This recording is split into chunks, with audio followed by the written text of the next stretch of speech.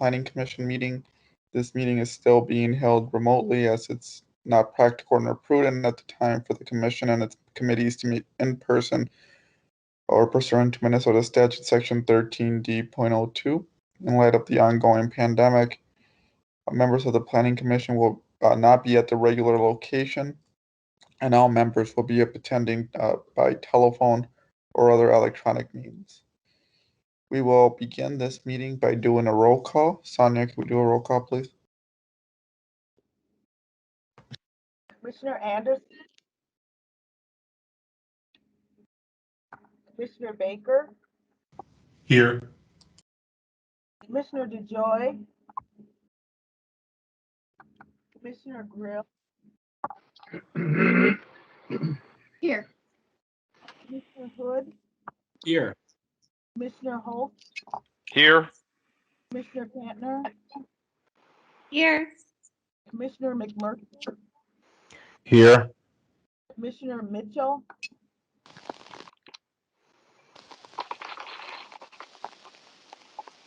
Commissioner Moore, Here. Commissioner Preston, Here. Commissioner Riley, Here. Commissioner Whistler, Here. Commissioner Knight,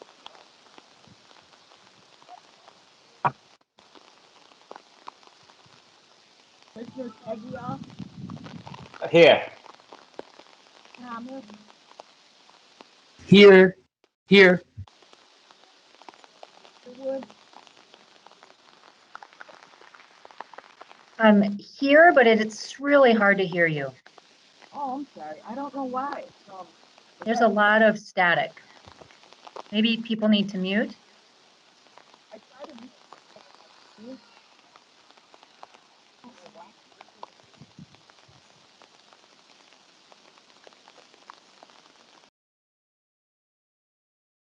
Mr. Yang? Mr. Yang? Yes, here. I'm gonna go back to Commissioner Mitchell because I think she's here. Commissioner Anderson, are you here? Yes, I'm here. Thank you. And of course, the chair.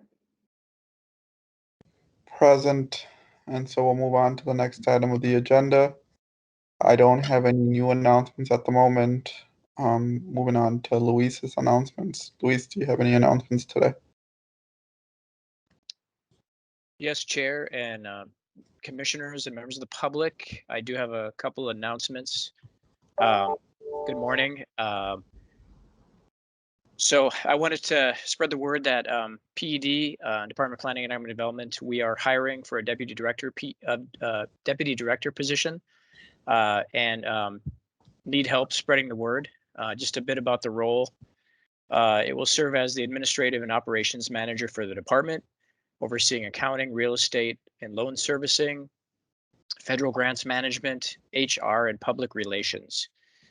The position will also assist with our annual department budget, providing leadership over business process improvement and record and file retention and compliance, as well as evaluation of and selection of technology tools. The position's open until filled. I can provide the link to the position description in the chat, and feel free to reach out with questions or direct folks who might be interested to that link. And I'll just say, some of you may know Kristen Guild, who was our deputy director prior, and she recently left us. And I probably can sort of speak for the staff on the PED team that we're very sad that she's left us. She was just really a great asset to our department. She served as an interim PED director when we were in between directors. So essentially did two jobs for I don't know how many months it was, but so really was superwoman in that position, and so big shoes to fill, big role, but we definitely need it, and we're looking forward to getting a great pool of candidates to assist us. Secondly, I just wanted to kind of pre-welcome. I wanted to welcome back Reconnect Rondo to the Planning Commission. You'll note that's on the agenda today. You might recall Reconnect Rondo presented to the commission about actually almost exactly 2 years ago, on July 12th, 2019. So this time we'll be joined by Reconnect's Executive Director, Mr. Keith Baker, along with their board chair, Mr. Martin Anderson. And so just to preview a bit, though I don't know exactly what they're going to say, Reconnect's been busy engaging with the community, working with ULI, working with MnDOT, the county, and the city on various funding efforts. And I'll just point out our key staff on the planning team who's been focused most on this is Tony Johnson, also partnering closely with Ross Courier on the economic development team. Though I'll just note PED leadership and the mayor's office staff have also been at the table in some of the recent activities. And Noel Nix is on the board of Reconnect Rondo, so there's a great connection there. So a warm pre-welcome to Reconnect Rondo in joining us today. That's all I had. Thank you. Thank you, Luis. Any questions for the director? Moving on to the next item on the agenda is zoning committee. Turn it over to Commissioner Baker. Thanks, Chair. Good morning, everyone. I have a few updates, and then I will turn it over to staff, Ms. Sigwart, to provide a short presentation on one of the cases that we just reviewed at zoning committee. I currently don't have any information about the upcoming site plan review. We can provide that information when it is available. There are a few items for the upcoming zoning committee meeting scheduled for July 15th. 695 Grand Avenue, which is the conditional use permit for building height with variances. And we will see this item, we'll talk about this item a little bit in a little while. 402 Front Avenue, which is also a conditional use permit for supportive housing facilities. And 1945 Rome Avenue, an appeal of a lot split approved by the planning administrator. So during our July 1st zoning committee meeting, we had only one item, and it was 695. It was at 695 Grand Avenue. It was a rezoning from B2 Community Business District and EG East Grand Avenue Overlay District to T3 Traditional Neighborhood District without the EG East Grand Overlay. This was a very somewhat complex, but also we received a lot of interest from the public. There's a lot of engagement around the potential project here. And based on some of the complexity, we wanted to ensure that commissioners had information before making this vote. And so we have staff member Sigworth here to provide a short presentation concerning this project. And she will be also here to answer any questions. I will come back after her to just provide some information on the meeting and how things turned out in the recommendation that was given. So with that, Chair, if you're comfortable with it, I'd like to turn it over to Ms. Sigwart. Go ahead, Chair. All right, thank you. Can everyone hear me? Yes. All right. Yes.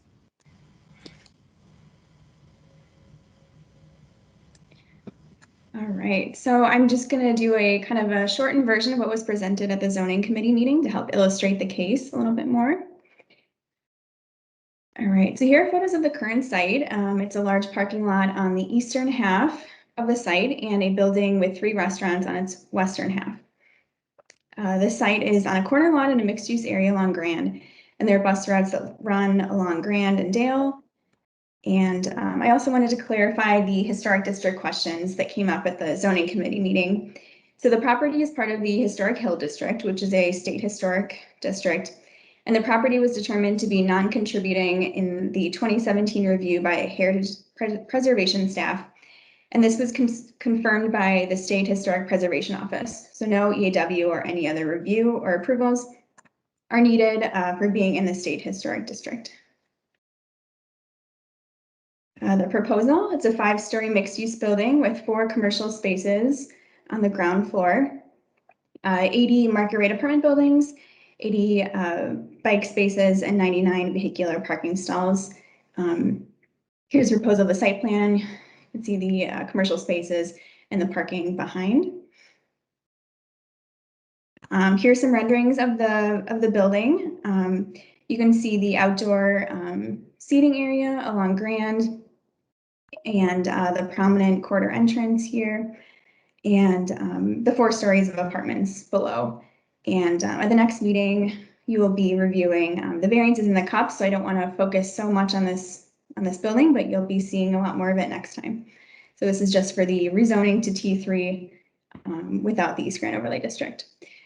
So here's some of the stats of the proposed building. The footprint is 30,500 square feet, height is 5910, and the total area of 108 square feet excluding parking.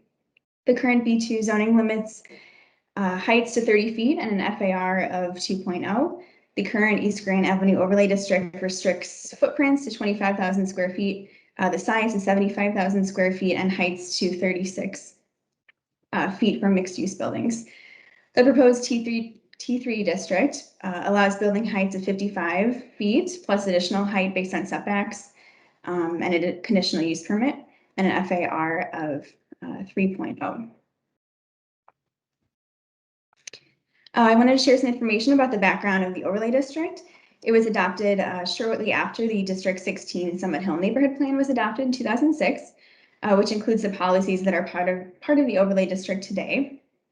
The intent in the zoning code is simply to provide design standards and height, size, and footprint limits.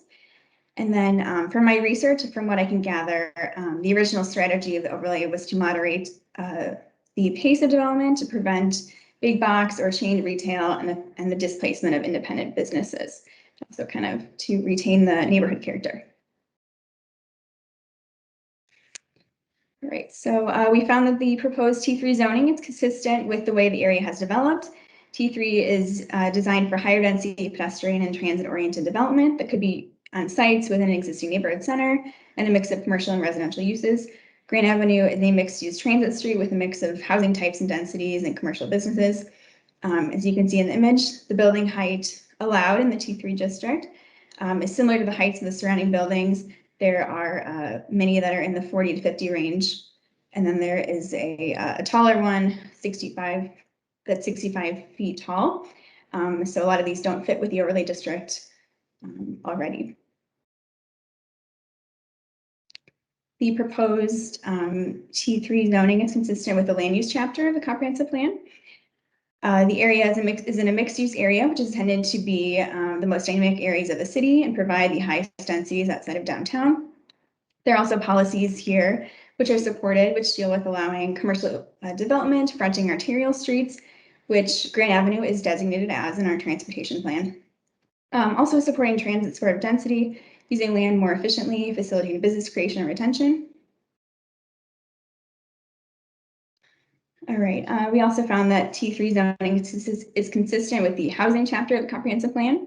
This is supported by the policy that deals with supporting new housing, particularly in mixed use areas with existing transit. And this is to meet the demand of living in walkable urban neighborhoods, such as Grand Avenue area, Summit Hill. We found that the T3 zoning is consistent with the 2006 Summit Hill District Neighborhood Plan. It's supported by these policies which deal with maintaining Grand as a continuous retail and residential corridor, adopting TN design standards for the overlay, which also apply in the T3 district, and then supporting locally owned businesses, which this project does. We found that the proposed zoning out of the East Grand Overlay District is not consistent with the 2006 Summit Hill District 16 neighborhood plan. It's because of this policy that describes the overlay with the height and scale limitations for new buildings on Grant Avenue. So while the Summit Hill Association is currently updating their plan and considering changes, this policy is currently in effect. Found that the proposed T3 zoning is compatible with the surrounding uses.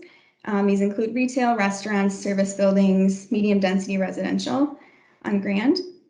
And T3 also has the same traditional neighborhood design standards that apply to the surrounding properties within the overlay. We found that the proposed zoning is not spot zoning, which is illegal in Minnesota, because the T3 uses are similar to the uses permitted in the surrounding districts. The overlay district provides design standards and height and size limits, but does not establish a use classification. And the proposed zoning to T3 without the overlay district does not establish a use classification inconsistent with the surrounding uses. So this is the zoning committee recommendation. Approval of proposed rezoning from B2 to T3 and denial of the proposed rezoning out of the East Grand Avenue Overlay District. And this is also what the Summit Hill Association recommended. Thanks. Thanks, Ms. Sigler. Through the chair, I just wanted to add a few more items before highlighting the recommendation. The first thing is during the zoning committee meeting, we made a concerted effort to ensure that we focused on the rezoning effort and not the variances and the conditional use permit. And so I just highlight that to my colleagues that the variances and the CUP is coming or potentially coming at a later time, our next planning commission meeting. But for this, our job and task was to focus on rezoning. And so we tried our best to do that in how we voted during the zoning committee. I just wanted to reiterate that the district council did submit a letter of approval for the project, and their recommendation fell, as Ms. Sigward said, down the lines of what they approved and then what they denied, specifically around the overlay district. They felt like that should be a different process, hence why we have another application coming back before us to the zoning committee next week. I also wanted to highlight that there were 3 people who spoke in favor of the application and 18 people who spoke in opposition during the public hearing. We received 50 letters of support for this project, specifically for this application, and 480 letters in opposition of the application or the project. And so with that, Chair, the zoning committee voted to approve staff's recommendation for the rezoning from B2 to T3, but denial of the rezoning out of the EG East Grand Overlay District. And that vote was, correct me if I'm wrong, but I think it was 5-2. Yeah, I think that's correct. So we did have 2 people that did not agree, but it passed 5-2. Okay, so the motion coming out of committee is to approve the rezoning from B2 community business to T3 traditional neighborhood without the EG East Grand Overlay District. We will now open it up for discussions. And I see Commissioner Riley has his hand up. Commissioner Riley? And then Commissioner Tagia.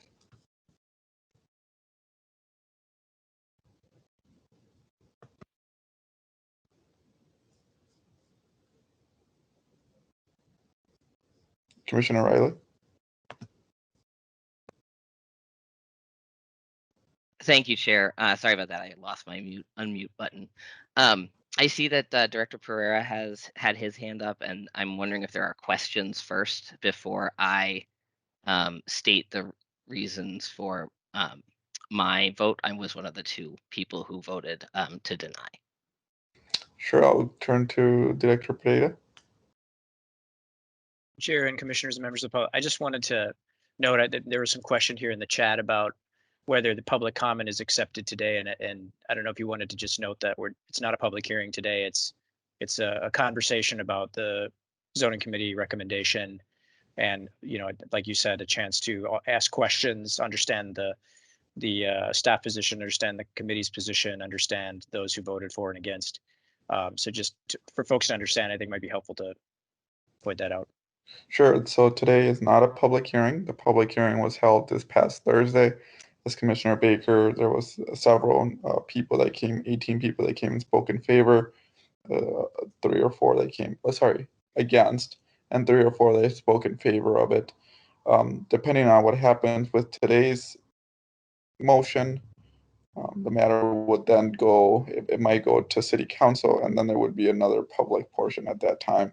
But for today's purposes, it is just for the planning commission to vote based on the motion coming out of the committee, which was to approve. So I'll turn back to Commissioner Riley for his input. Thank you, Chair. And I'll just go through. I wrote up my thoughts this time because I often don't do a good job expressing myself if I don't. So bear with me here just a minute. But I voted against, and I'll give you the rationale for why. And I want to let folks know that I did share this with the city attorney, with the chair, Commissioner Taguieff, who sits on the Summit Hill Association board, and some city staff. I neglected to copy Chair Baker, and I apologize for that as chair of the zoning committee. But first, I want to clearly, so thank you for everyone for giving me the grace to listen to my rationale here. I'd like to clearly express what I understand to be our role as zoning committee members and planning commissioners. As stated by Zoning Committee Chair Baker, in this case, we are charged solely with making a rational zoning decision that for a rezoning and a rezoning only is a legislative decision. Most of our decisions are thought of as quasi-judicial. In any rezoning, the law presumes an existing zoning ordinance is constitutional, and an applicant only is entitled to a change if they can demonstrate the existing zoning is unsupported by any rational basis related to the public health, safety, and welfare. And in fact, that is the principal reason for a zoning code of ordinances, history notwithstanding. Cities use zoning to guide private development and to ensure land gets used in a way that promotes both the best use of the land and the prosperity, health, and welfare of residents. Central to that are zoning regulations that limit the types and locations of structures and often control some of the following things, including building location, height, width, and bulk, number of stories, size of buildings and other structures, the percentage of lot space occupied, the size of yards and other open spaces, the density and distribution of population, and access to direct sunlight for solar energy systems, and also generally sunlight and air for health. When we're approached with the rezoning application, we look at how each of the disparate zoning districts not only identify permitted, conditional or otherwise, uses and prohibited uses, as well as setbacks, height, and density requirements. Thus, when a colleague noted most of the complaints about the structure have to do with scale, density, and massing issues which are not related to rezoning, I knew I had to develop a clear argument because they're indeed central to it. I also tried to be concise, but those of you who know that know it's hard sometimes for me to speak concisely, and this is a legal matter, so it's extra difficult sometimes. However, that's precisely why I voted to deny the rezoning request. Zoning districts define a building's scale, density, and massing. In this scenario, the commission is being asked to rezone a single parcel to the T3 zoning district. T districts are St. Paul's mixed-use districts, and in fact, they echo and expand upon when appropriate, such as on fixed route transit lines like the Green Line, the historic built environment of the city, dating from when there were multiple streetcar lines in the city and the region. This is an important framework for this specific parcel and any potential rezoning in its future. 695 Grand Avenue is located in the State Historic Hill District. The block is also surrounded by the local Heritage Preservation District of the same name. I appreciate Ms. Sigworth bringing that up today. It was not stated in the staff report, but I believe it's important context.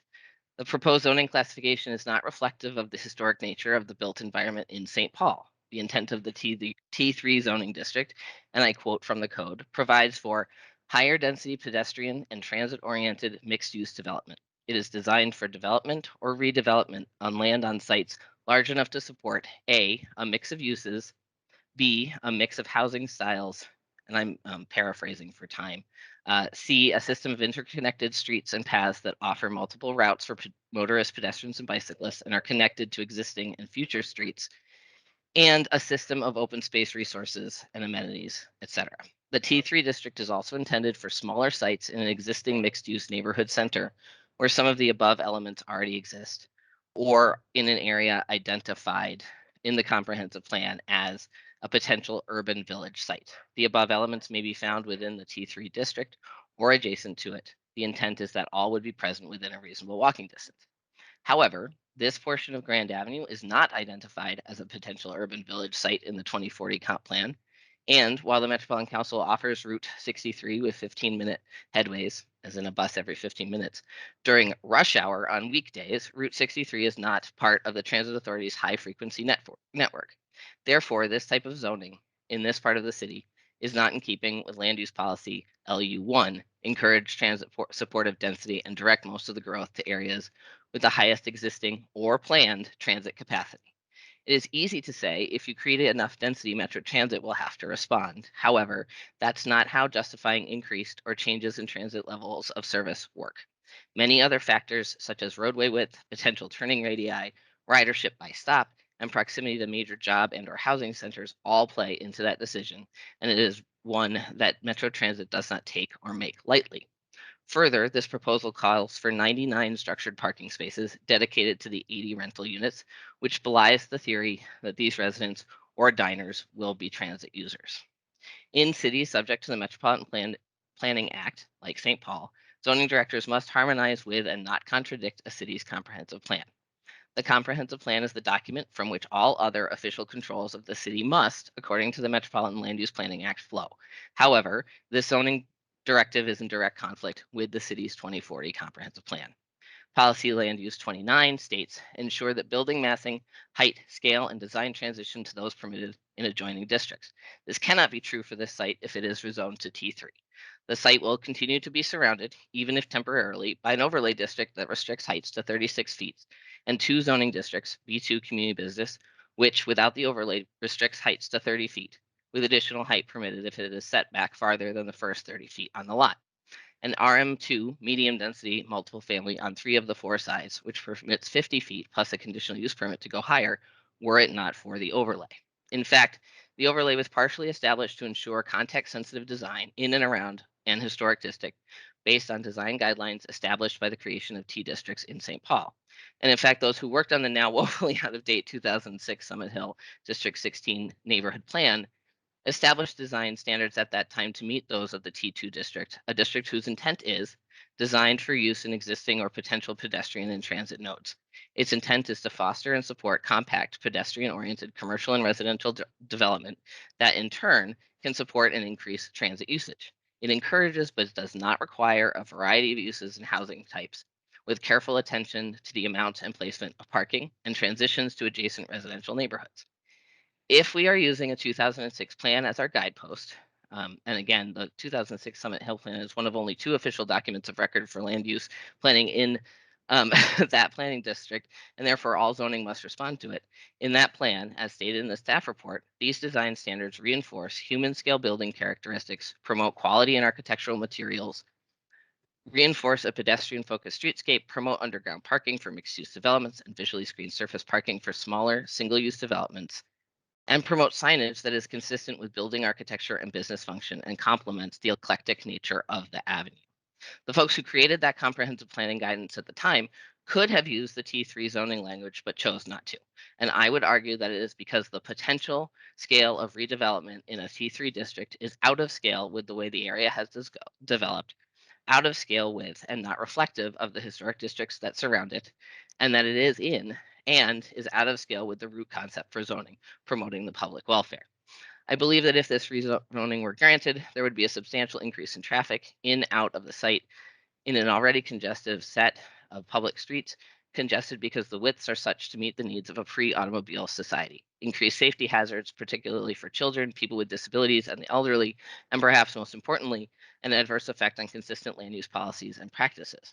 This proposal is inconsistent with the city's comprehensive plan, including policies in the land use chapter, the transportation chapter, the housing chapter, and the heritage preservation chapter, and is not in line with the stated goals of each chapter, nor the core values, community priorities, or focus areas identified during that planning process's robust and equitable community engagement effort. If we were to look at other concepts we consider when making zoning decisions, such as practical difficulties or an unnecessary or undue hardship under the existing zoning, I would not feel comfortable approving it because hardship/practical difficulty situations cannot be financial in nature, and that is the only concern I have been made aware of through developer and landowners' testimony. I fully believe that a reasonable solution may be had in rezoning this property to the T2 district with its identical design guidelines and more context-sensitive intent, density, and dimensional standards. In fact, the T2 district could allow for the desired 3.0 FAR with the already proposed structured parking. And in fact, given that the Summit Hill Association is rewriting its plan, perhaps a goal to rezone much of the Grand Avenue corridor to T2 would be a great benefit to all of us in St. Paul. I would agree with those in support of the project who spoke about needing more housing units, wanting to keep a long-standing small business owner and successful restaurant concepts in business, and therefore increasing the tax capacity of the city. However, based on the comments received by the commission, residents in the neighborhood are 4-1 against the proposed rezoning. And while I certainly cannot argue that the district council didn't do their due diligence in working with the developer and neighbors to make sure as many neighborhood residents got their say, I must say I'm a little baffled by the resulting decision. As a member of this decision-making body, I heard loud and clear the specific, fact-based effects of the proposal on the neighborhood. Public hearings are held because the Municipal Planning Act requires that all parties interested in application, including the applicant and neighbors, have the opportunity to speak and present their views on the application. While broad, general statements of opposition may not qualify as a reasonable finding of fact, specific statements made by the public that are concrete and factual in nature and relate to the public welfare do rise to the level of acceptable finding. Some of those concerns cited include concerns that the design isn't human-centered, concerns that the sight lines in and out of the structure are a potential danger to pedestrians, ice as a safety issue in the alley, the shadow effect on structures to the north, increased congestion on the public streets, one of which I believe is still one way, increased impervious surfaces, etc. And all of those concerns can be tied directly back to the density and dimensional standards for the T3 district, much of which can be mitigated by a rezoning to T2. And I'd like to thank the League of Minnesota Cities Zoning Guide for Cities, which is a must-read for citizen planners and honestly anyone in planning school, from which I borrowed heavily because reword something that is well stated. So thank you for your time and listening to my rationale for denial, and I'm looking forward to the conversation. Thank you, Commissioner Riley. Commissioner Tagiaf and then Commissioner McMurtry. My goodness. Commissioner Riley, I appreciate the thoroughness and detail and I suppose logical basis upon which you've advanced your argument. I sincerely appreciate it, and long may it continue. So I wanted to come back on a couple of things that were mentioned, obviously. So starting with this notion of a historic district, and while it is true that the site is surrounded by obviously Summit Avenue and some of the historic Victorians to the south, Grand Avenue itself has a mix of buildings. And this particular parcel has a former supermarket, a single-story supermarket, and a completely architecturally unremarkable building on the western half. And it has a surface parking lot on the right half currently. That to me is not a historic urban typology, it is a suburban typology which prioritizes automobile-based transit. So the current site is completely unhistoric in its construction and its design. The current parcel is completely unhistoric in its design. In fact, if you look at historic town centers, so I happen to be in Red Wing, Minnesota over the holiday weekend, you see this typology where buildings are kind of side by side along the street. There aren't these gaps for parking, and there is typically additional density at corners. So at corners, going to 3, 4, or even 5 stories is typical versus mid-block. So when I look at the plans submitted for this site and wanting to go down to this particular corner in this particular neighborhood, I would argue that a taller 3 to 4 story or 5 story building, which hugs the street and which provides retail along its entire frontage, is essentially more correct and more typical of a historic walkable urban streetcar neighborhood than a single story building, and then a half site suburban parking lot. Moving to the T3 definition, we heard terms, urban village, high frequency network, pedestrian, transit nodes. I do want to point out that when you look at the intent in the zoning code for T3, it says, we want to require development or redevelopment on land that is large enough to support a mix of uses, including residential and commercial and others, which this does. A mix of housing styles, types, and sizes to accommodate households of varying sizes, ages, and incomes. This building provides a housing style, in other words, an amenity building with larger rentable apartments, which does not currently exist in the neighborhood at all. One of the most compelling pieces of testimony we heard in favor of the building at district council level was that these larger apartments in an amenity building are very different to a lot of the historic walk-ups and smaller unit sizes that exist elsewhere in the neighborhood, but actually allow people to age in place and not have to leave the neighborhood when they moved out of when they downsize from the large Victorian homes in the neighborhood. Section C says a system of interconnected streets and paths that offer multiple routes for motorists, pedestrians, and cyclists, which is obviously true. And the important part of the definition is after the bullets, it talks about the district also being intended for sites within existing mixed-use neighborhood centers where some of the above elements already exist. And it's hard to argue that Grand Avenue isn't an existing neighborhood center. The 2040 plan designates that entire portion of East Grand Avenue as a mixed-use corridor. So there is policy support for mixed-use development along this corridor. And the intersection with Grand Avenue and Victoria is merely 2 or 3 blocks to the west of this site. So that neighborhood node is right there.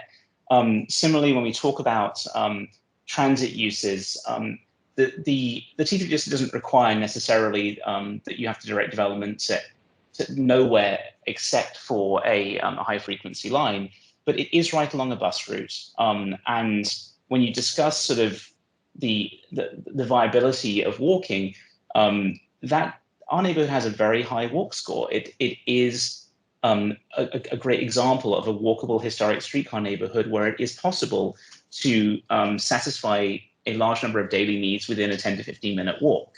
When it comes to the parking, obviously the no parking variance is requested. It is in line with code, but I will note that overall the parking is split. There are 68 spaces for residents. And actually, many of the complaints have centered around the idea that there is insufficient parking on the sites, that if you build 68 spaces for about 80 units, then that is a ratio of less than 1 per unit. And that doesn't accord with the typical distribution of vehicles in St. Paul, which is 1.5 units per 1.5 vehicles per household. So that actually supports the notion that that folks who live here will be expected to walk and cycle. There is also bike storage on site as well, significant bike storage, and obviously direct pedestrian connections to the street. So if you look at the building's design, it is very much that people will be expected to walk alongside using their cars. So I wanted to also sort of point out this notion of the consistency and inconsistency with the comp plan, and refer to the comp plan itself and the Summit Hill neighborhood plan. While the Summit Hill neighborhood plan does adopt the T2 district language in terms of the design standards, the difference between the T2 and T3 districts is minimal in some respects. So unlike a lot of different zoning classifications, T2 to T3 has the same maximum FAR, the exact same list of uses, which is kind of key. And it has the same setbacks, a lot of the same intent. The real difference, if you really study the zoning code between T2 and T3, is height.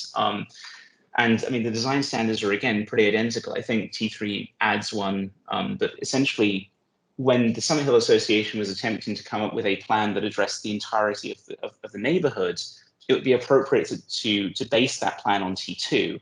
It doesn't mean that T3 is unacceptable. The real difference is height. When you consider, lastly, the policy basis, so the 2006 plan for the Summit Hill versus the 2040 comprehensive plan, it's fair to say that there are policies in both plans that support either conclusion. So for example, policy G1 of the Summit Hill Neighborhood Plan in 2006 talks about corridor continuity. Maintain Grand Avenue as a continuous neighborhood retail and residential corridor, and contain commercial uses and accessory parking within existing boundaries. So G2, Streetscape Enhancement Plan, develop a Grand Avenue Streetscape Enhancement Plan to make Grand Avenue more pedestrian, shopper, and bicycle friendly. G7, locally owned businesses. SHA recommends implementing mechanisms for supporting and retaining small locally owned businesses. And it's hard to argue that this proposal doesn't achieve some of those things either. And there are similar things about encouraging density and supporting commercial within the 2040 plans as well. Finally, I wanted to come back to a comment Commissioner Riley made about sort of applying the variance criteria to a rezoning, which is obviously not appropriate. The criteria for rezoning are different because it's a different process.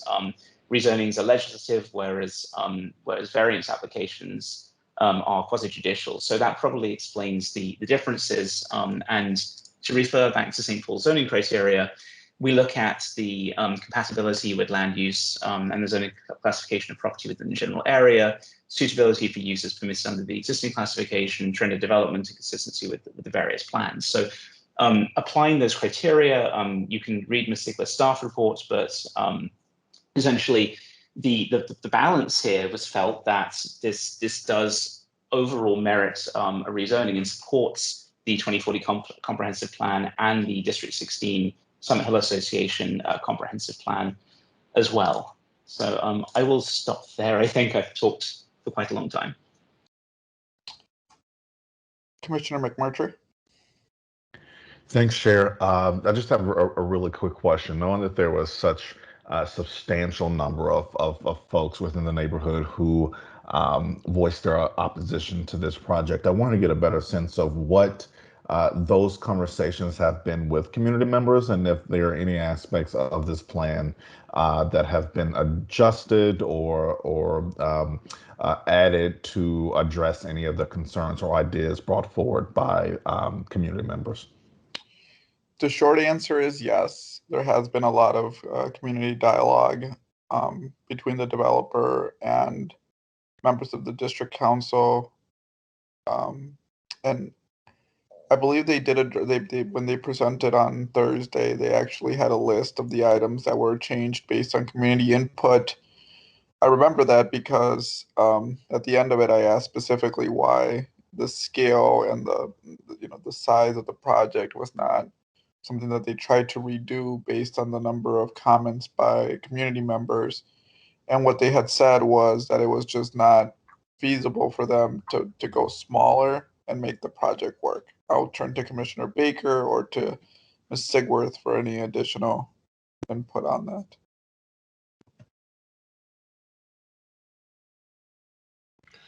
Chair, yeah, I'm in agreement with what you said.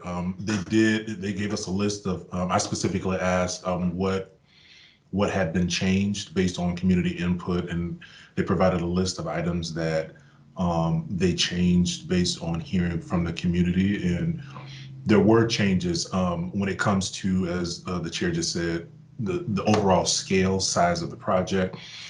It started to get into a feasibility and, in my assumption, a costing issue on how to potentially make it smaller. But we did see, at least based on what they provided, information on changes made from community input.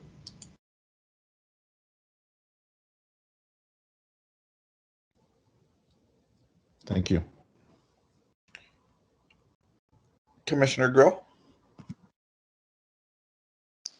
Yeah, this is Commissioner Grell. I will try to make this brief. I think one of the things that was helpful for me to know when I was reviewing this is that the comments and the materials provided by the public, generally speaking, addressed both the case that's before us today and the case that will be before us next week. So comments on both the zoning and the variances were combined. And so the number is, I think, a little bit misleading when you're talking about the zoning specifically. A lot of those letters brought up specific elements that the zoning doesn't exactly touch on. And so I think that's just something to keep in mind. And there wasn't a number given to us for and against the zoning. And I think that's just partially because for staff, it was hard to tease out what each letter was strongly in favor or against. So I just think that's a good thing to note. And I just want to note my overall feelings towards the rezoning. I think we could have a lot of conversations around the overlay and around variances, and I think we probably will in the coming weeks. But I think when you get down to really the T3 zoning and when we're having that particular conversation, that I agree with Commissioner Tagiath, that I think this meets a lot of the land use goals of the city. I think when you look at the existing zoning and you look at the combination of business and RM, that a T project fits in, I think, very well here. And when Ms. Sigworth provided the image of the building sort of superimposed on the existing neighborhood, I don't think it's the behemoth that we're really having the conversation about. And when you look at the zoning regulations around those other buildings that are already there, but for the grand overlay, you are talking about things, for RM2, that's a 50-foot with the options for variance. So I think we really do get into the same size and scale when you're just talking about the zoning itself. And so that's why I voted in favor of it at the committee, and that's why I intend to vote in favor of it today.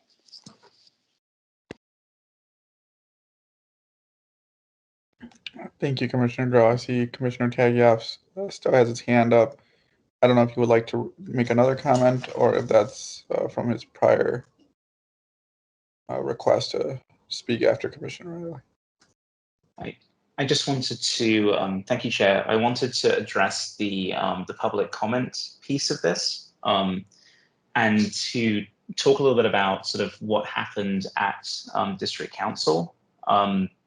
So I will say that the public engagement process lasted almost 5 months. Multiple public meetings were held, first by the developer and then the Summit Hill Association. In terms of the sheer count of comments, it should be noted that 297 of the what have been called the letters in opposition were in fact signatures gathered in a petition. So certain folks in the neighborhood who are opposed to this project solicited approximately 300 of those letters in opposition. When this matter came before District Council, the comments we had received at the time, which were numbered 101, were divided up, and it was something like 55 to 58 for, 36, 37 against, and a balance of undecideds. Which is to say that sentiment in the neighborhood overall, if you were to simply divide this binary style, was certainly mixed.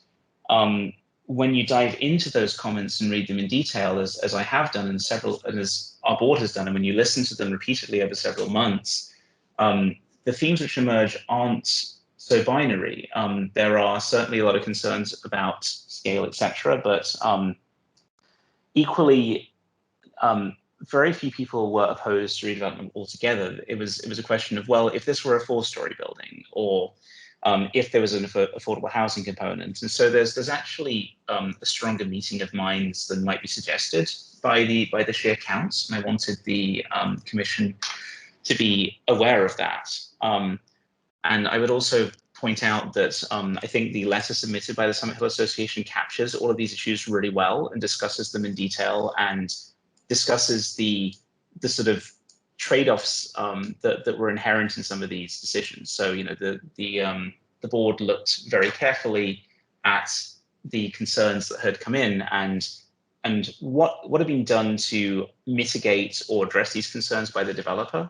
For example, one of the chief initial concerns that came up was related to traffic and circulation and whether the site would be overwhelmed. The initial plan was to put the garage access for 80 residents plus the commercial loading on the alley. The commercial loading is on the alley today. And as a result of the engagement process, the developer spoke with the city. They moved their commercial loading directly onto Grand Avenue, which was seen as the best resolution for everybody. And also the garage access was moved so that some the residential folks would enter and leave via St. Albans Street, and that was developed over a process involving the community and traffic, public works, and PED. So just to note that the focus of the board throughout has been to listen, to address these concerns, and to secure real and tangible site plan changes in response to them, which I feel has been done. Obviously, there are if you view this as simply a matter of height, the developer has not gone from 5 stories to 4 stories, which is probably the underlying desire of a lot of folks to remain in opposition. But to say that, I mean, I would echo the comments of my colleagues to say that significant changes to the site plan have been made. And when I've sat in zoning committee recently and looked at other cases we've considered, that certainly hasn't been the case. So I'm reminded of, I think, 520 Payne Avenue, when the developer came and said they conducted a 2-year public engagement process. I asked whether any tangible site plan changes had been made as a result, and the answer was no, they hadn't. And I would highlight that this process has been very, very different, even though not everybody is pleased that that the SHA didn't simply support their exact desires and exact version of how they would like to see it for that part of the neighborhood. Commissioner Riley. Thanks, Chair. Just briefly, I do want to identify that I think it's disingenuous to suggest that the rezoning can be substantially separated from the other items that we have not heard yet, because the founding rationale for a zoning district is to set density and dimensional standards. And that is the chief sort of reason for zoning districts primarily. The second one is use, which is why you see more diversity or more consistency in uses between zoning districts, and less or more significant differences between the density and massing portion of the zoning district definitions, etc. I just wanted to make sure that that was clear to my colleagues on the Planning Commission, and that this decision is different because it goes with the property and has nothing to do necessarily with the building itself, whereas the other ones are directly associated with the building. And I just want to make sure that we are at least all on the same page there. Thank you. Commissioner Baker. All right. Thanks, Chair. As my colleagues can see, this was a very interesting case. And there was a lot of nuance in it, but hopefully this was, hopefully you have enough information to make a solid vote today. Thank you for those comments, Commissioner Baker. Are there any additional comments or questions from commissioners? Okay, seeing none, I have one for Ms. Sigworth. Commissioner Underwood.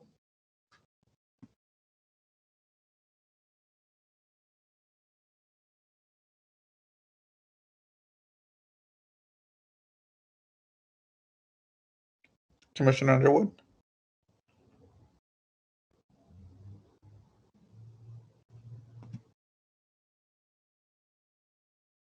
Commissioner Underwood is indicating that she can't unmute. So while she tries to figure, she's just saying thank you for the hard work, and that she will be voting in favor today. Thank you for those comments, Commissioner Underwood. Just a question for Ms. Sigworth. In terms of the staff recommendation and then the committee vote in favor of rezoning to T3 but not on the overlay, I'm just wondering if you could just summarize what the distinction was between allowing one but not the other, just really briefly. Yeah, thank you, Chair Rangel Morales. So the major distinction was that rezoning to outside of the East Grand Overlay District was the policy in the Summit Hill District 16 plan about adopting the overlay district and which includes the height limits. And so we thought that because of that policy being in that that plan, it was not consistent with that plan, and therefore that was not consistent with the comprehensive plan. Just a follow-up question. When, how does the city differentiate between, so in other words, just not consider the overlay when determining whether or not a rezoning is appropriate? I mean, isn't that sort of like the guiding principle for that area of what is and is not an appropriate rezoning?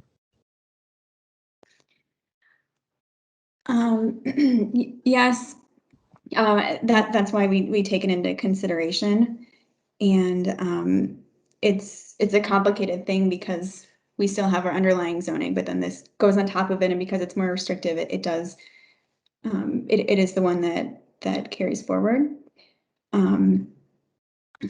So I'm sorry, can you clarify your question a little bit more, maybe?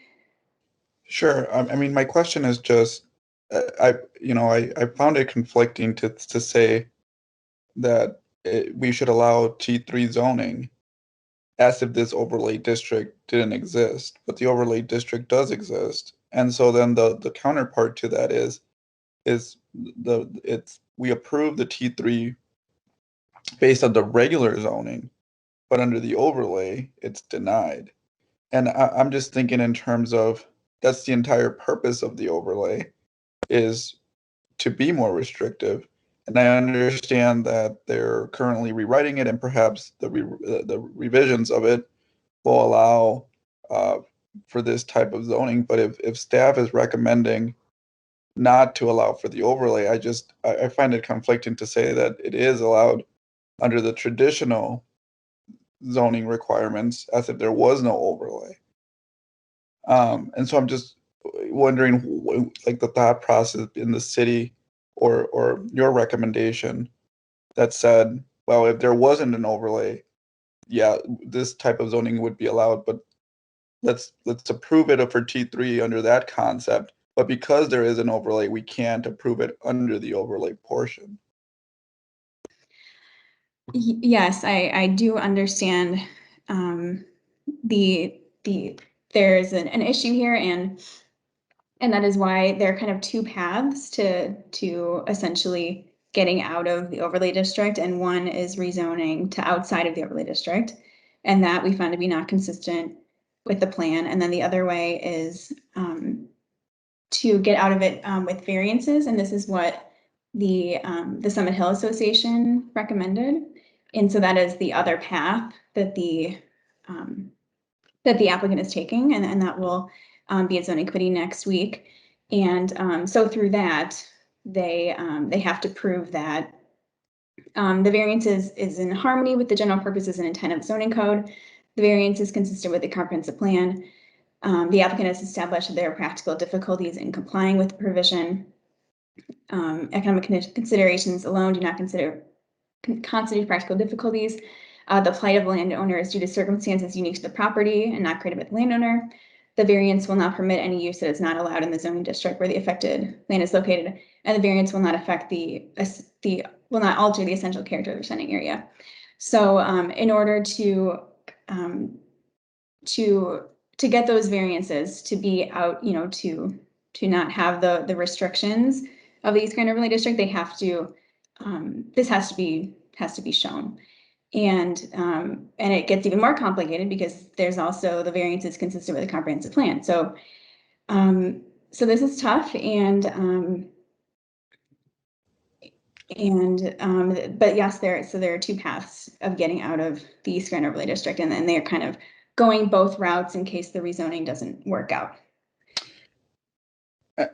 And I see I might have opened another Pandora's box here with comments, but could you just really quickly answer where the next closest rezoning T3 is located to this site?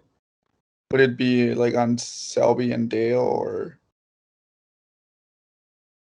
I can pull up a map right here and find out for you. While you look that up, Ms. Sigworth, I'll go ahead and turn to Commissioner Baker and then to Commissioner Cantner. feel free to interrupt in between people's comments. I'm sorry, I think that was up, Chair, from an earlier request. Okay, Commissioner Kantner and then Commissioner Riley. Yeah, thank you, Chair. I just had a question about kind of to this conversation, what the standard is for bringing a parcel out of an overlay district. Would that be the same standard basically as rezoning? Just kind of, and like how often is it that we bring a certain parcel out of an overlay district? I don't know if staff can maybe answer that. Ms. Sickworth? Yes, thank you for that question. So rezoning out of the East Grand Overlay District is done just as any other rezoning is, going through this process with the Planning Commission and then going to City Council. And it's a zoning code amendment. And yes, it does not happen often. I couldn't find any examples of rezoning out of an overlay district, but there are several examples of variances to overlay districts. And it hasn't been for the East Grand Overlay District, but some of our assigned districts, people make variances to that. There were variances to the there was a Shepherd Davern Overlay District. And there were variances to that because that required, I think, 2 acres on a site that would be able to be developed. So people do make variances, and to overlay districts, they happen. But yes, this is a kind of a different route that hasn't been taken before. But there also are not overlay districts that are as restrictive as the East Grand Overlay District. Commissioner Riley and then Commissioner Grill. Thank you, Chair. I just have a question for staff, which is if they could share the rationale for T3 in the overlay district plus a series of variances versus T2, which versus T2. Thanks.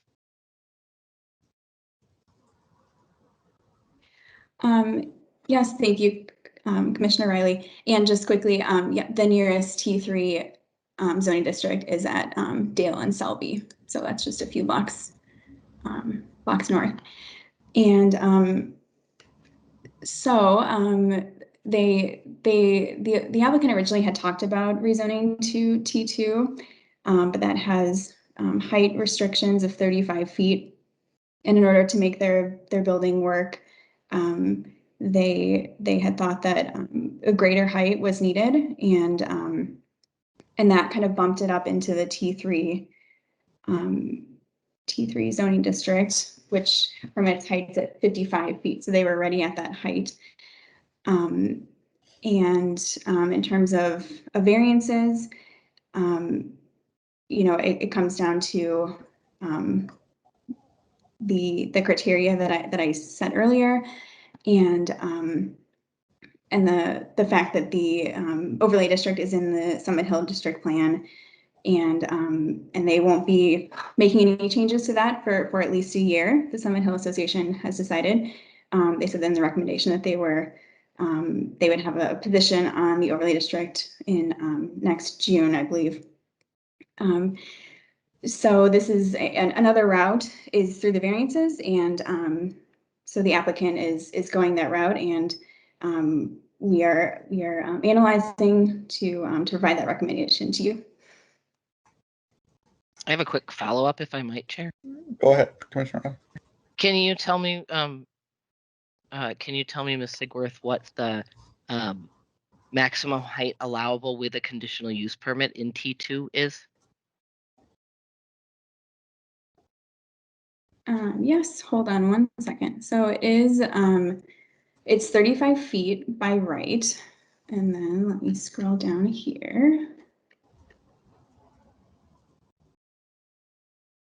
A maximum height of 45 feet may be permitted with a conditional use permit for T2. Thank you.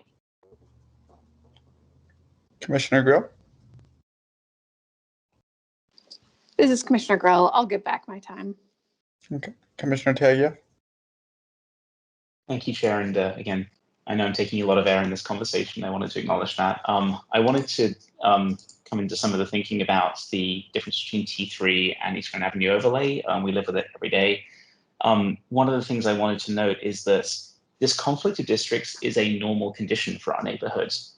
There is a variety of underlying zoning along Grand Avenue, and the East Grand Avenue overlay comes in on top of that and says, well, regardless of this, we're going to impose certain further restrictions. So you can be zoned RM2 and have a residential use, or you can be zoned T2, or you can be zoned B2, and then the overlay district kind of comes on top of that. So that's something that's very normal, and I think it's really helpful to look at this as two separate questions and say, well, is T3 zoning suitable for this particular site? Its uses, its setbacks, its dimensional standards, all the things that make up T3, is that correct? And the staff report and certainly the district council said it was, but when you look at the East Grand Avenue overlay district, Ms. Sigworth mentioned two routes out of it. One is rezoning and one is variances. One of the reasons I agree with the staff recommendation is that when you rezone out of a district, you have to look and say, well, is taking a chunk out of the East Grand Avenue overlay district consistent with the legislative intent of that district? And it seems impossible to make that case, right? So the legislative intent of that district is extremely clear. It's to define a narrow commercial corridor literally along two sides of one street for 11 blocks. And so when you zone out of the district, it's really saying these rules no longer apply to me.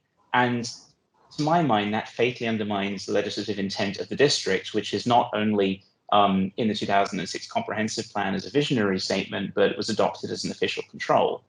The virtue of the variance route is that variances are specific to the building, and also the developer is forced to prove that they can conform to the underlying spirit or legislative intent of the district while exceeding certain technical limits. So that's certainly to me, and I think to the board, is an important distinction, and is why I think the board and felt far more comfortable with the idea of pursuing the variance route, because it forces the developer to say, well, we can limit spillovers, or we can achieve all the things the overlay district was intended to achieve, while staying true to its spirit. Thank you for that, Commissioner Tagioff. And I think that's sort of the conflict that I'm having, is the portion where we're not considering the variance request in addition to the rezoning almost simultaneously. Because I tend to agree with Commissioner Riley that when you just look at this site in isolation, it is not in a major transit corridor.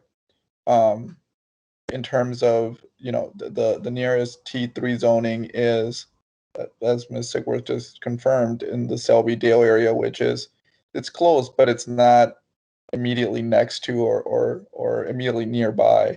And so it just doesn't seem like T3 in this particular zone actually makes sense to me.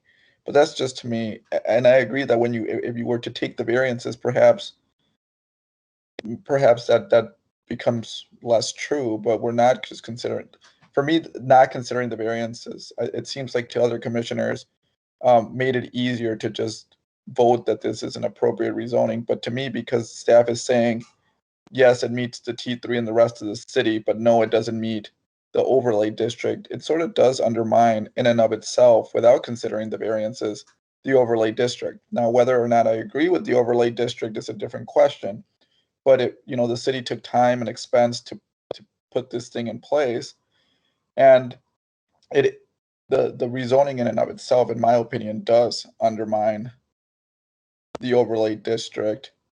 And if we have to consider the variances, which we're not, in order to get to a rezoning, then I think that's a problem. Commissioner Baker? Thanks, Chair. Just listening to your comments, maybe staff needs to weigh in, but the crux of your comment is that, from my understanding, and I just want to be clear for people that are about to vote, that comment potentially says that what we are about to vote on should not happen this way, and that they should be together. And my question, I guess, to staff is, this is currently the act. They have been separated. So you have a rezoning, and then next week, or potentially next week, you would have CUP variances. We're getting down to saying, and I'm hearing different comments, but ultimately that both acts should be together, so you think about them as one. And we, as the zoning committee, were told, and I specifically kind of instructed all of us to not do that, to specifically divide them out. So my question to staff before this vote is, how do you, if there is a concern, is there a way to pull these together? And I'm not advocating for it. I just want to be clear before we vote, because I feel like there is now concern about our ability to vote on them separately. Thank you for those comments, Commissioner Baker, and I'll turn it over to staff, and that is part of my concern. However, I do think it's possible to differentiate between the rezoning and the variances. I think that the two matters can be handled separately. For the way that I thought about it, though, is it's hard for me to get to this is appropriate on this overlay district without considering the reasons that Commissioner Tagioff was. So it may be possible that I turn into a yes if I was to start considering the variances and how it all shapes into the area and whether it follows the spirit of the overlay district, as Commissioner Tagioff was commenting. But because we're being asked to separate it, I don't think that the rezoning in and of itself would apply. So Ms. Sigworth, could you comment on Commissioner Baker's, and I don't know if my clarification made sense or helped in any way, but I'll turn it over to Ms. Sigworth. Yes, thank you, Chair. So these can be, this could be pushed over to make a decision with the variances in the conditional use permit. But also rezonings do happen before buildings are even thought of or plans are made. So they can be thought of as separately, but I just need to look at the deadline, the 60-day deadline that we have, and rezonings, they also do have to go to City Council for final decision, and everything is kind of based on this rezoning. So that's why it kind of made sense to get this process started before the variances in the CUP. That's a final decision at Planning Commission unless it's appealed. So that was the rationale that the rezoning is all kind of, or the CUP and the variances are all kind of based on if this gets rezoned. But if you guys would like to wait on the vote for this decision, although it still does go to City Council, that is a possibility. Commissioner Kantner? Yeah, thank you. I think it's actually important that we keep these two issues separate. I think Ms. Sigworth and others have touched on the fact that the zoning runs with the land, whereas the variances run with the building. And I think, as Commissioner Riley said, the standard for rezoning, I did look up that League of Minnesota Cities document, but now I've lost it, is something like whether it makes no sense, the current zoning makes no sense. And I think in this case, B2 does not make sense. I mean, as we look at corridors around the city, we're rezoning them for T districts because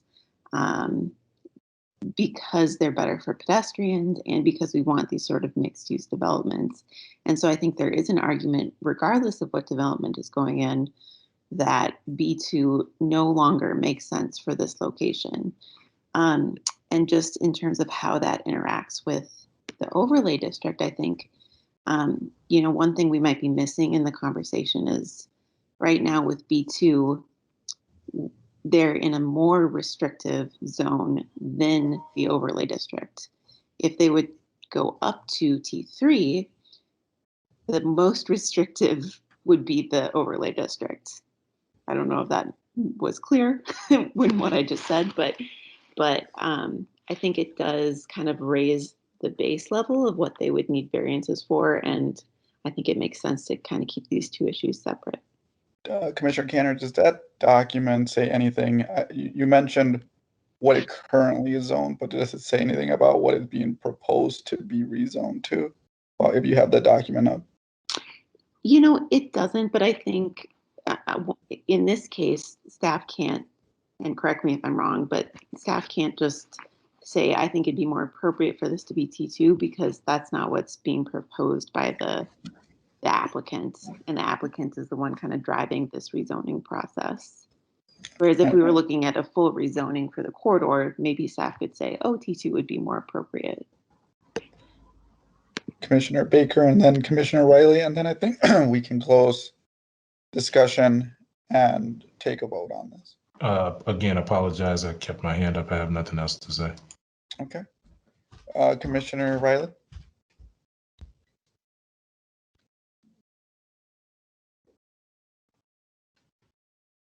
Commissioner Riley, is there something you would like to say? Yes, I'm so sorry. I agree with, I want to thank Commissioner Cantner for what she said, and I do want to note with the rezoning, again, it goes with the property. And so despite, and I think it is appropriate that we take them separately as we are, for me, the issue still hinges on the type of structure that can be built on T3 versus T2.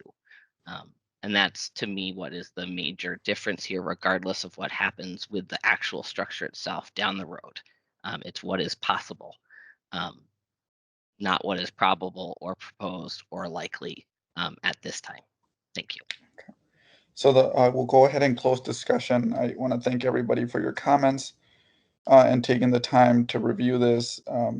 It certainly was it took a lot of time during zoning committee, and we had anticipated that it was going to take a lot of time today. So thank you everybody for your comments.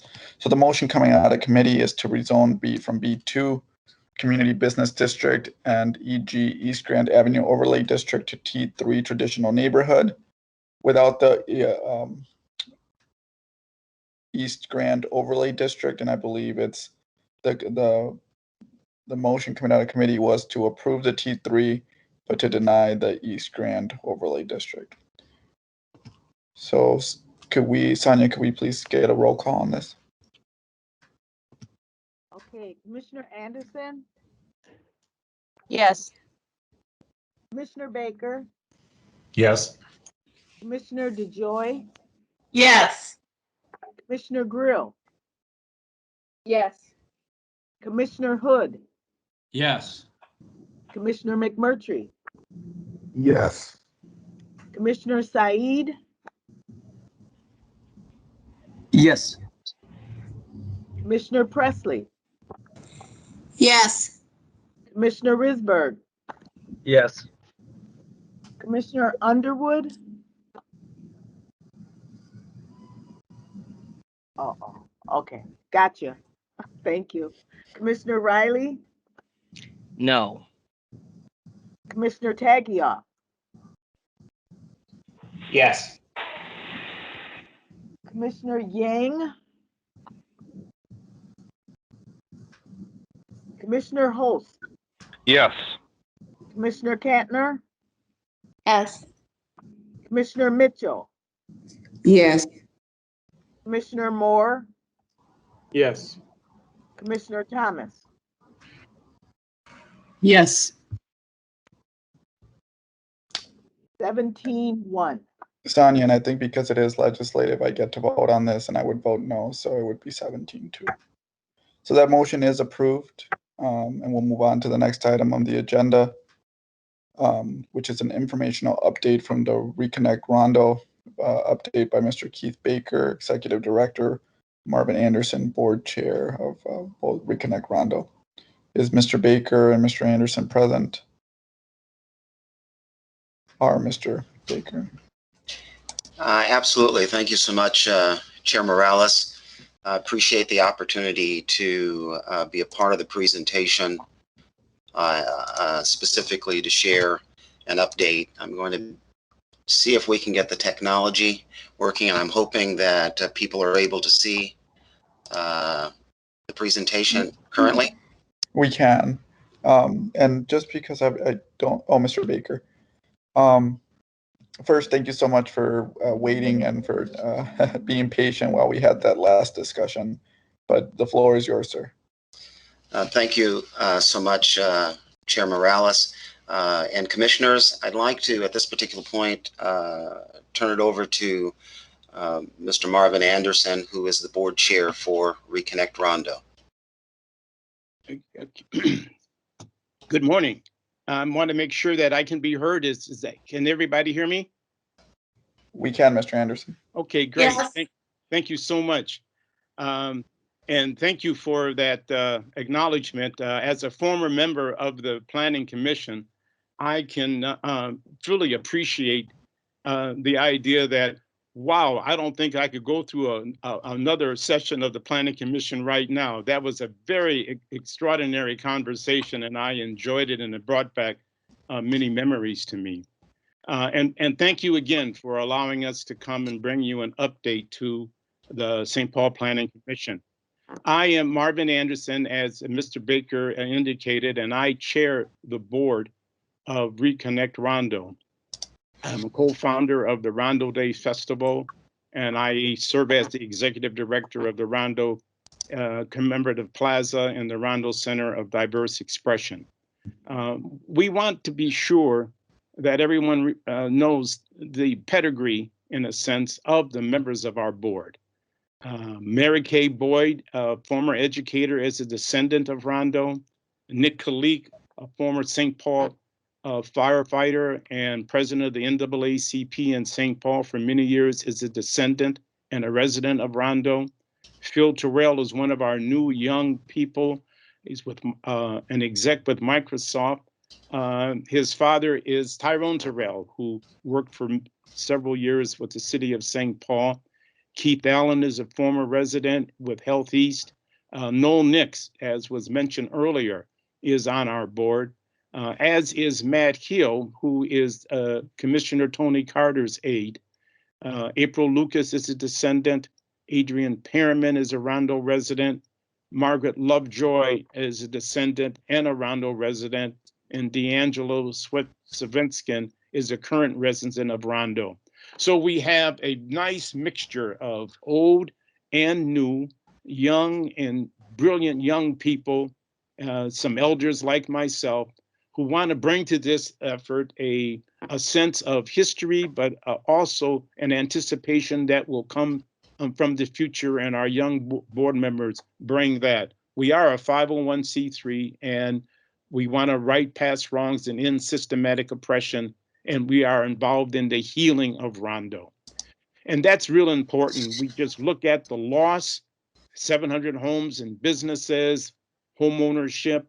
The population loss was 61%. The intergenerational wealth loss was $35 million in 1980. There's a wealth gap now of about 157 unrealized equity value in the homes that were lost. If those homes were still in Rondo, their total value would be $157 million. Our pathway to healing began with Rondo Days that I had the honor to co-found. The idea for a freeway cap grew out of some discussions in 2009. In 2015, formal apologies were made to the Rondo community by the mayor of the city of St. Paul and Charlie Zelli, the commissioner of transportation. Out of that, the Commemorative Plaza was born, and then Reconnect Rondo was launched in 2017. And since that time, we've been building the case. We've had a Rondo Land Bridge feasibility study. We've had the past prosperity study. That's where those figures came from. We've had a study of gentrification that was done by a brilliant student from Macalester College. We've had a health impact assessment that was coordinated with the St. Paul Ramsey County Public Health and Wilder Foundation. Very quickly, our timeline began in 2016 with that Healthy Communities Initiative. We've had block parties where we've tried to survey the community. We did the health assessment in 2017. 2018, we did the Urban Land Institute advisory panel with about 125 interviews. We did a listening, learning, listening, and leveraging report in 2018. And we've had the new executive director brought on board, Keith Baker. And since Keith has been on, I want to say, as the chair of the board of directors, we couldn't be more pleased with his performance, more pleased with the way in which he has brought his considerable skills of organizing and having worked in MnDOT for 18 years to the fore. He has assembled a crack team of advisors right now, but he is going to lead us into the next direction where we can go now that we've received this appropriation from the state of Minnesota. Keith, I want to introduce you to this group, and I give you the microphone so you can continue this presentation. Thank you, Mr. Anderson, Chair Morales, and members of the commission. As Mr. Anderson has mentioned, I spent 18 years with the Department of Transportation, and I've served in a couple capacities. One, early on, the recruitment of candidates for the highway maintenance training program back in the latter part of the 90s. And I can also say that members of the Rondo community were part of the effort to ensure that the workforce within MnDOT really became more diverse. The second responsibility was the oversight of compliance of construction administration. Really the monitoring of compliance, the federal rules and state rules.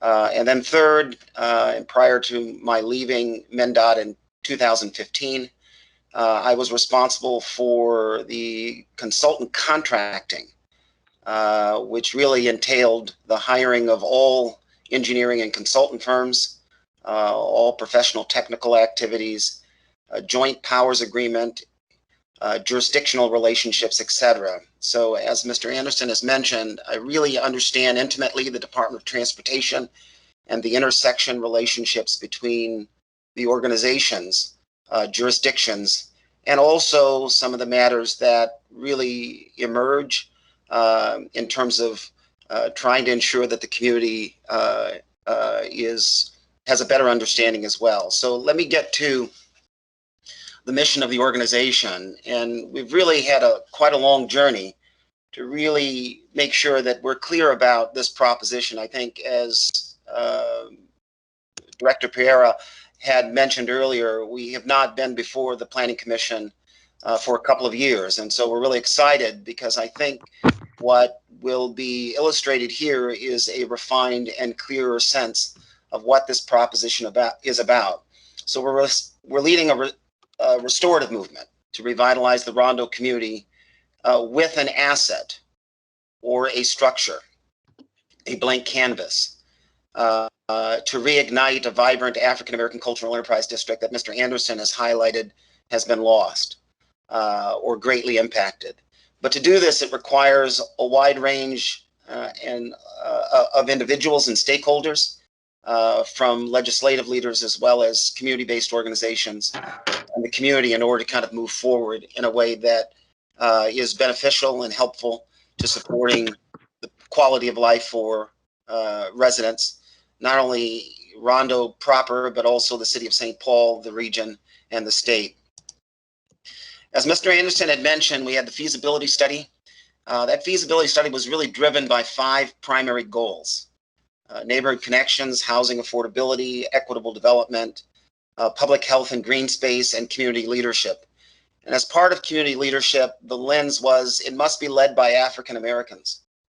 Second portion of it must ensure that ownership emerges so that the return for whatever investment is situated for this proposition is somehow able to bring return to communities and to build that equity.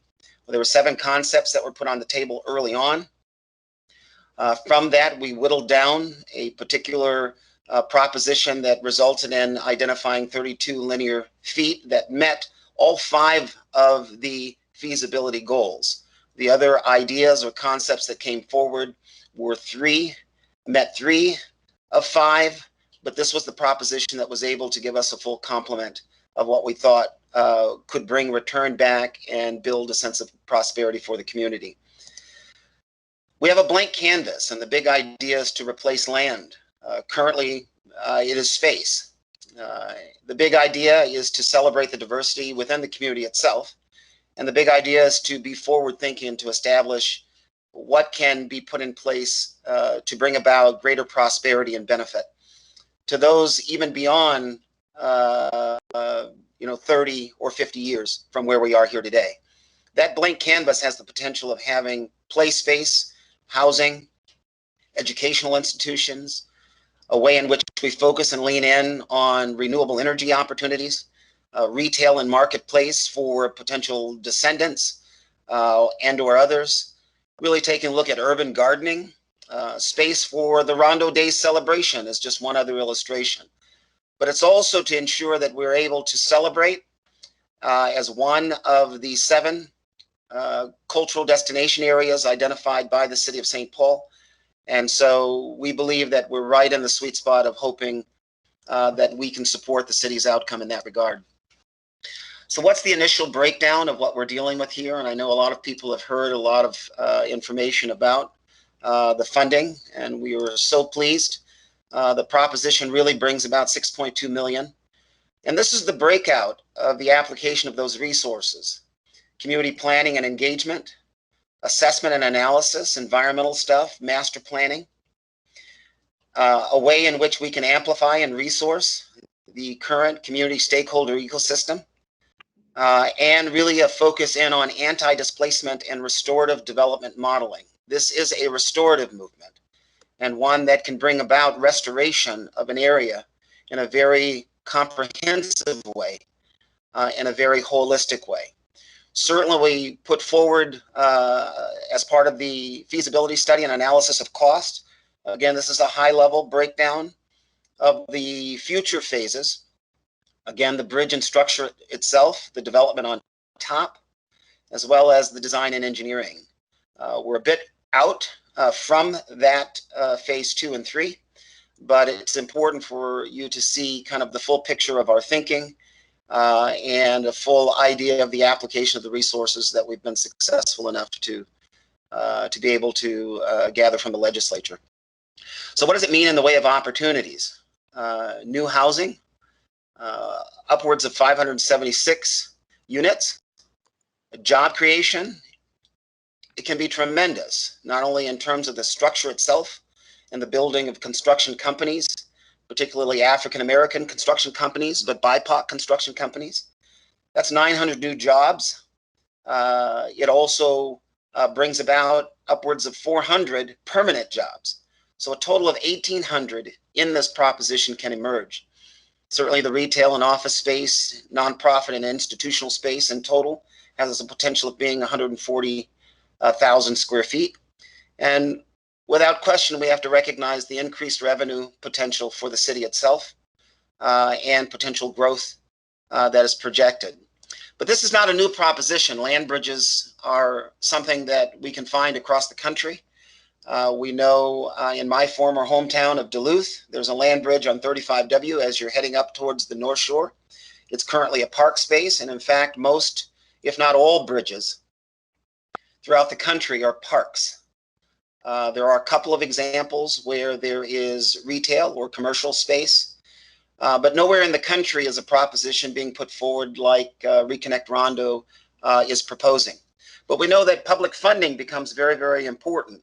And we know that $348 million was invested of public funding with US Bank Stadium. And so we're not interested in doing anything other than that which has already been done, but to ensure that it's done and provides direct return for the community itself. I illustrate Target Field here as an example because Target Field is over a freeway itself currently.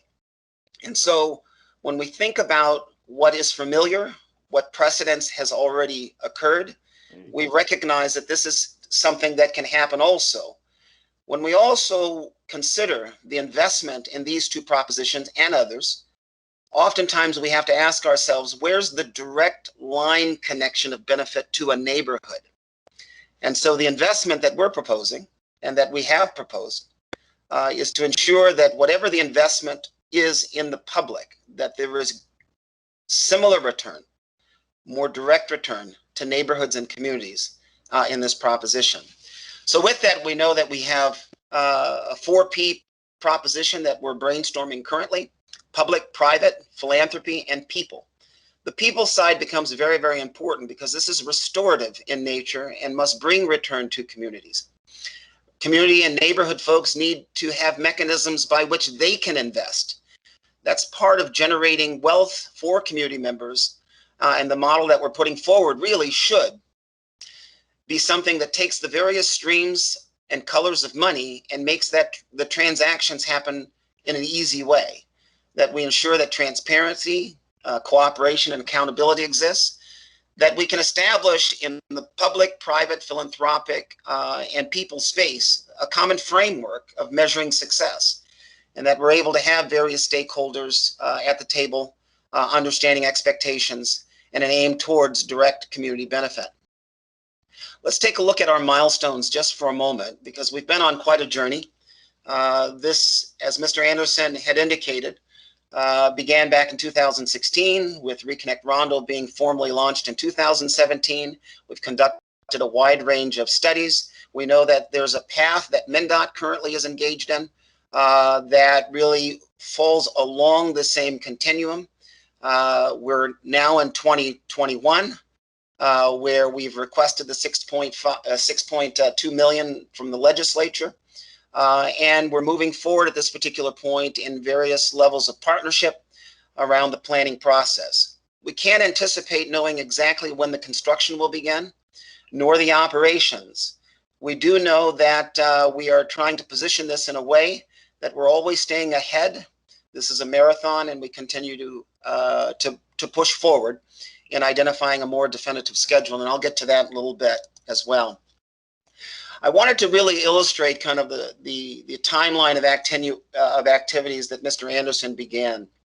Certainly we know in 2020, a year after I came on board, we were all hit with COVID, but we had ensured at least continual activities internally to really make sure that we were clear. So we took on a responsibility of being the administrative lead for a group of organizations called the Rondo Roundtable. It was originally established in 2015, and it was a way in which historically African-American organizations have come together to celebrate, exchange, leverage, support various activities that are going on throughout the community, particularly those led by African Americans. And so we took that administrative lead to ensure that we were harnessing the best and coordinating more effectively as we looked at creating one of the 7 destination areas as identified by the city. We had a brand refresh, which really allowed us to sharpen our organizational vision and mission and really establish a clearer strategic direction. We had a tiger by the tail, and I think in our earlier years, we weren't quite clear or sure what that really looked like. And I think today, as you can see by the presentation, we have a clearer sense of what this is about. While people want to focus, and it's easy to focus in on a structure and a land bridge, we are creating a cultural enterprise district that's connected to an infrastructure project. And in order to have this cultural district emerge, we must have a blank canvas. And that's why I think the attention focuses in on the land bridge itself. We've had a steep trajectory. I just want to highlight a couple of things. Certainly in early part of the year,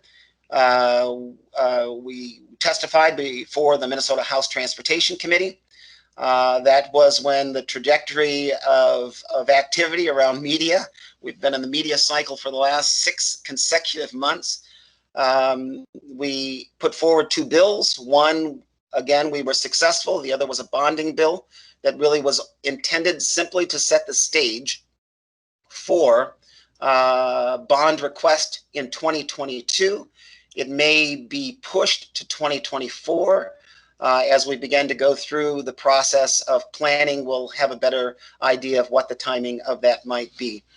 The other thing that I think is important is as we began to have conversations at the congressional level, at the national level, we work closely with the City of St. Paul, the Department of Transportation, and others, and put forward to our congressional leadership, Representative McCollum, Representative Smith, Tina Smith, submissions for transportation and infrastructure resources and economic and development initiative resources.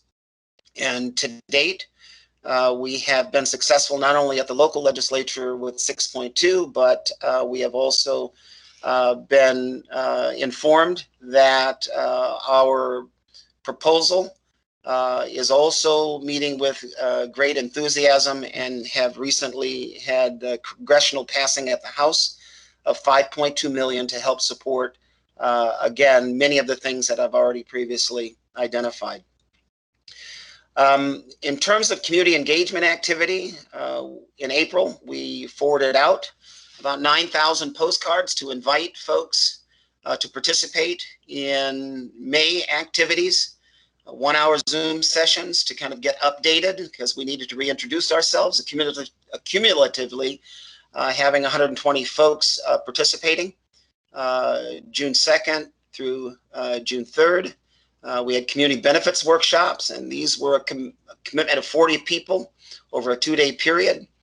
4 hours of commitment looking at housing affordability, community cultural district and neighborhood connections, health and well-being and community amenities, and finally economic development and restorative modeling itself. And then recently in June, the 4P modeling exploration.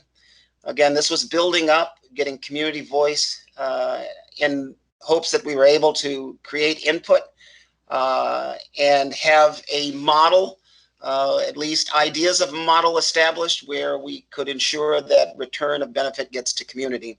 I'm going to also say that recently, July 7th, we held a Let's Build Together conversation, an AM and a PM. And with that, 22 participants and a conversation with participants that were 58. And again, it's really trying to expand and ensure that people are informed of where we are at the process, in this process, and we look forward to continuing to do that. With that, there are 5 basic areas that help us to forge forward, establishing our team, growing our capacity, ensuring that we're creating strategic lift to our process. I've already mentioned active master planning and putting together a mechanism and a team to move forward with that in partnership with certainly the jurisdictional partners, but our community ecosystem. We really have to continue our increasing of awareness within our community, confirm partnerships, and really be aware of and keep in the forefront what we believe the impacts might be, because there is a sufficient concern around certainly displacement and gentrification and other things, and so we'll be focused on moving forward on that. I'll simply say that over the next 60 to 180 days, and again, this is our preliminary framework, we'll be again building our own internal capacity, bringing on board a community engagement specialist as an example, an associate director, because you can imagine 1.5 FTEs driving this cannot move it forward in a way that's really going to be helpful. We believe that it's going to be important that we put in place program management services, and so we've been exploring that already. An advisory team of folks, what we identify as idea and solution task forces. That would really mean 5 to 7 topic areas, co-chaired with 5 to 7 community and/or organizational members serving, with a particular emphasis on the recent LCDA grant that we've been fortunate enough to work in partnership with the city to receive, really creating anti-displacement review and analysis to ensure that we create an innovation overlay district. As an example, housing ideas and solution team being one of the 5 to 7 topic areas. And that's a way in which we see community input also being a part of the process. Establishing our project management team. Certainly we have the jurisdictional partners, and we have been cultivating and working with each of the jurisdictions along the way. Certainly we have our technical advisory team that's been heavily involved, and so we'll be formulating that as well. Looking at developing a project schedule, recognizing we have a couple of different layers. There's the master planning process. There's the transportation planning and schedule process.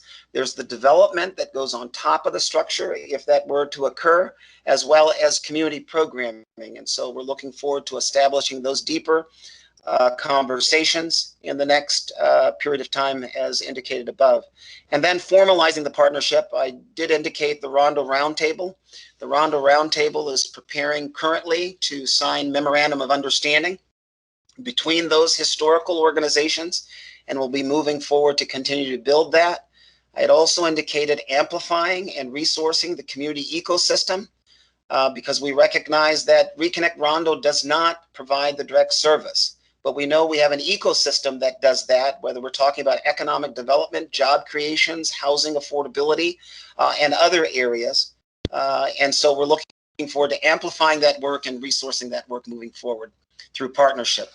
I'll just quickly go through a couple of other areas, certainly establishing the master planning team, really framing restorative development and what that means in terms of a circular economy as an example. Really ensuring that we're putting forward a regenerative kind of urban development framework, as well as smart city technology, and seeing how that might translate into direct benefits to community members as well. Our community engagement RFPs will begin to go out here shortly as well. And that is an invitation to community organizations to help us with this effort.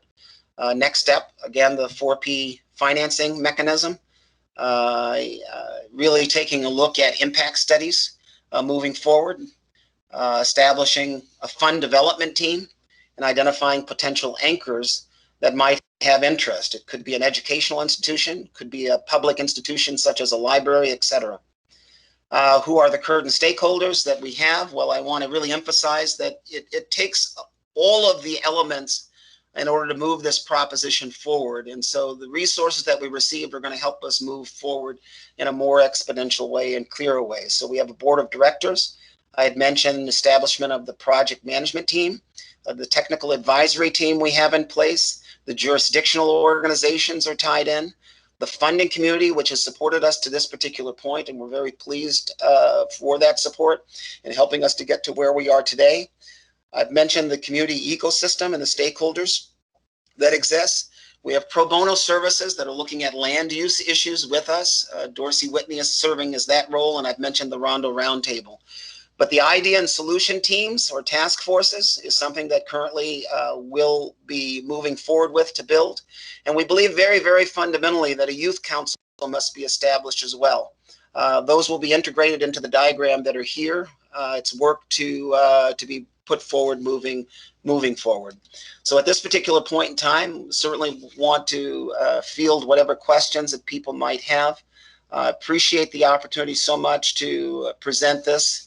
And Mr. Anderson, do you have any comments for closing? No, I just want to thank you. I want to thank the St. Paul Planning Commission for their attention. And I know we want to just emphasize, should you wish to come and see where we are, where the land bridge is, if you want to take a tour and and see where we are physically, just contact the Reconnect Rondo office at any time. We'd be happy to take you around and show you just where the potential land bridge can go, and to visit the Rondo Commemorative Plaza and to learn more about the Rondo community. Thank you again for your time and your attention. Mr. Anderson and Mr. Baker, I do see some people have questions if you would have time. Let me see if I can get to the chat. I'm not as nimble. They're from commissioners, so I think they would ask them over. Okay. Oh, please. Happy to field whatever questions. I'm not sure the protocol you want to move forward with. So I'll call on Commissioner DeJoy and then Commissioner Presley. Commissioner DeJoy. I'll make mine brief because mine is more of a comment than a question, but this presentation is inspiring. As the Planning Commission has followed this vision from the start, I see it really starting to take shape as a feasible master plan. So thank you, Mr. Baker, for virtually walking us through this plan. And a distinguished thank you to Mr. Marvin Anderson. Your tenacious commitment to this development is so important and will certainly be part of your impressive and valuable legacy in the city of St. Paul. So thank you for that. I'll cut it off there, and I look forward to, more presentations as this develops further. Thank you so much. Commissioner Presley. Mine too is just a comment. I've been involved in more ways than one with since the inception of this idea, this concept, and I am a descendant of Rondo, so I know about the pain and the loss, wealth, and the historical and generational wealth that I-94 caused in the Rondo community where I lived and grew up in. I also, too, just quickly want to commend all the work of Reconnect Rondo. Have been involved in a lot of the community engagement pieces. I am currently consulting and working with the Rondo Roundtable to get it back up and organized and really connecting to this work.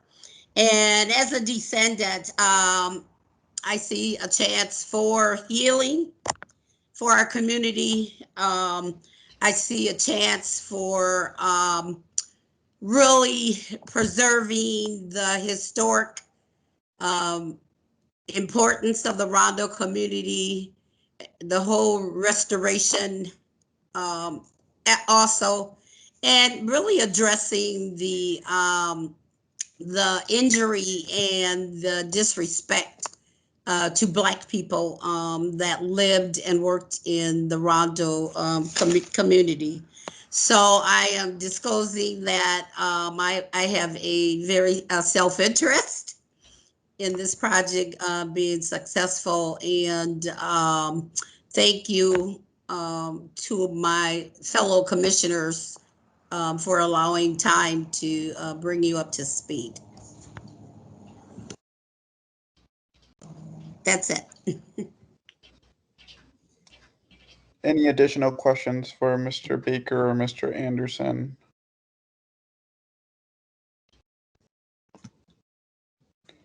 Commissioner Said, oh, no. Commissioner Said? I think Commissioner DeJoy first, I think. Oh, Commissioner DeJoy? No, I think she put her hand down. Commissioner Said? Thank you, Chair. This is Commissioner Sayed. I want to thank Mr. Anderson and Baker for bringing this. And I'm a Rondo neighbor, and I live almost over 20 years there. But I want to thank you for doing this work, and I look forward to see this and to my neighbor. Thank you.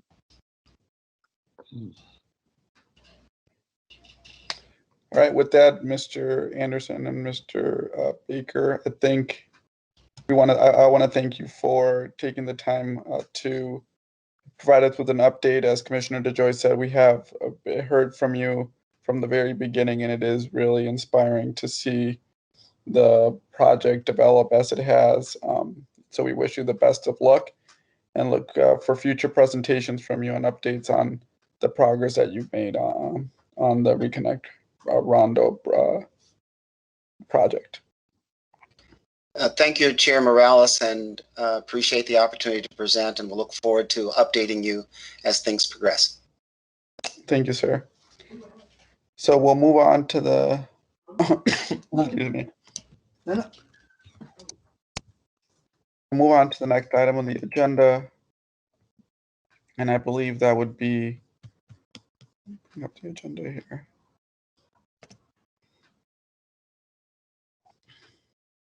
The Comprehensive Neighborhood Planning Committee, Commissioner Grill.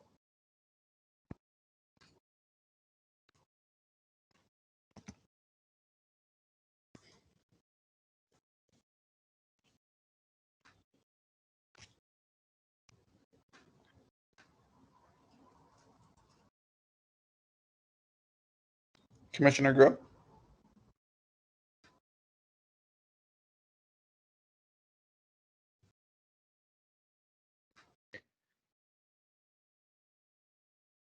Chair, I can't hear. It looks like she may be trying to speak with the Yeah, microphone I blinking on see. and off. Yeah, clicking on and off. I don't know. So I'll just go ahead and Ms. Mohan. Can you hear me? Yep, we can. Okay, great. So the comp plan has no upcoming meetings scheduled. We were going to meet on the homeless services study, and that's been delayed a bit. So there was no meeting last week, and nothing is on the agenda for a couple weeks. So the meeting, Ms. Mohan, for the special meeting for this upcoming Wednesday has been canceled. Correct. Okay. So moving on to the next item of the agenda is Transportation Committee, Commissioner Risberg. Yes, thanks, Mr. Chair. Just briefly, our meeting was rescheduled. The next one will be on Monday, July 26th at 4:30, and agenda is still to be determined. So that's it. Thank you, Commissioner Risberg. Moving on to communications and nominations, Commissioner Underwood. Hello, no report. Thank you. Thank you, Commissioner Underwood. And then moving on to Task Force Liaison Report, Commissioner DeJoy. Yes, thank you, Chair. I posted the website address for the updates of the Hillcrest master plan in the chat for those that want to get caught up. We haven't met since our last planning commission meeting, and our July 20th meeting is postponed. The next time we'll be meeting is August 17th. So if you want to get updates, if you want to just click on that stpaul.gov departments, and the Hillcrest, all the Hillcrest updates are in there. Thank you. Thank you, Commissioner DeJoy. Commissioner Grill. Oh. All right, let's try this again. Yeah, we can hear you. All right. So the stationary task force has a meeting on July 13th from 6 to 8 p.m. On the agenda that night is the local economic conditions, local market conditions, information on station typologies, and an engineering update. So if folks are interested in listening in on that meeting, the information is available on the ramseycounty.us website under Riverview Corridor. Okay. Thank you for that, Commissioner Grill. And then we'll move on to old business. New business or items that commissioners would like to add to the agenda for 2 weeks from today. Seeing none, we will go ahead and adjourn the July 9th, 2021 St. Paul Planning Commission. Thanks everybody for joining. Thanks everybody for your thoughtful comments and your discussion on the grand rezoning. And I hope everybody has a good weekend. Thank you. Thank you. Thank you. Have a great weekend. Bye-bye.